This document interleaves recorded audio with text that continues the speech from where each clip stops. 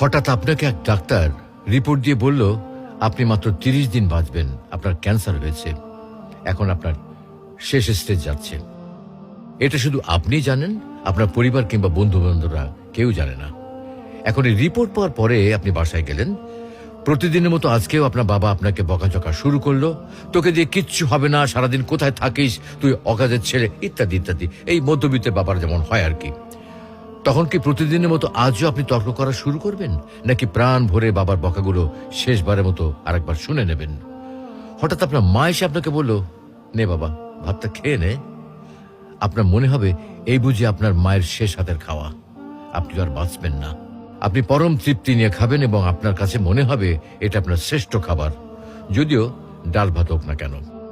আপনি বের হলেন, পুরনো এক বন্ধুর সাথে দেখা, আপনি যাকে মোটেও সহ্য করতে পারেন না, সব সময় তার সাথে কথা কাটাকাটি হয়, আজকেও সে আপনাকে কিছু কথা শুনিয়েও দিল। আচ্ছা, এখন কি আপনি তার সাথে তর্ক শুরু করে দেবেন? মোটেও না। আপনি হয়তো তাকে জড়িয়ে ধরবেন এবং বলবেন, দোস্ত ভালো থাকিস। আচ্ছা জানেন, আমরা এখন মৃত্যুর কথা ভাবতেই চাই না, এ থেকে আমরা পালিয়ে বেড়াতে চাই। কিন্তু যদি আপনি ভাবেন যে আজই আপনার শেষ দিন, তাহলে দেখবেন সবকিছুই আপনার কাছে ভালো লাগছে। তাই ইগো ছেড়ে দিন, ইনশাল্লাহ আপনার মন ভালো হয়ে যাবে।